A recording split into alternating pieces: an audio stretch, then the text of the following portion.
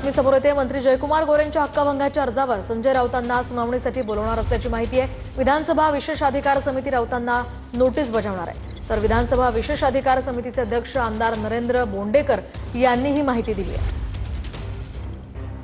विधानसभा हक्कभंग समितीचे विशेष अधिकार समितीचे अध्यक्ष आमदार नरेंद्र बोंडेकर आपल्यासोबत आहे। भाऊ, तुमच्यासमोर संजय राऊत यांचं ही प्रकरण आहे, तुम्ही या समितीचे अध्यक्ष म्हणून काय भूमिका? नाही, नक्कीच आता मागच्या आठवड्यात आम्ही पहिली मीटिंग घेतलेली आहेत आणि ज्या अध्यक्ष महोदयांनी समितीकडे जे सादर केलेले होते त्या तिन्ही हक्कभंग आमच्याकडे आहेत, त्यामध्ये संजय राऊत साहेबांचा सुद्धा आहे। आणि आम्ही आता राज्यसभेला विनंती करणार आहोत की ते ह्या विधानसभा समितीच्या हक्कभंग, कारण सादर इथे झालेला आहे हक्कभंग, तर इथेच आम्हाला हेअरिंग घेण्याचा अधिकार द्यावे म्हणून। हेअरिंगमध्ये बोलवावं लागणार आहे का संजय राऊत त्यांना? काय असणार? हो, आता त्यांचं म्हणणं तर ऐकून घ्यावंच लागणार आहे, म्हणून त्यांना गरज पडली तर बोलावंच लागेल। पण त्याच्या आधी आम्हाला राज्यसभेला पत्र देऊन त्यांची मान्यता घ्यावं लागेल, कारण त्या राज्यसभा सभागृहाचे ते सदस्य आहेत।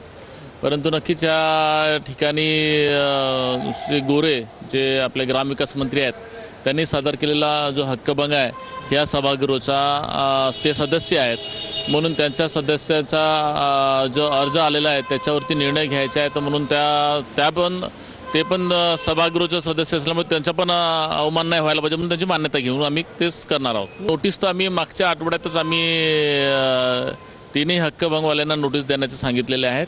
त्यात संजय राऊत पण आहे? त्यात संजय राऊत पण आहे आणि आता ह्या उद्या मीटिंग आहे, त्याच्यात कळेल। कॅमेरामॅन सचिन सायांसह गजानन माटे, TV9 मराठी।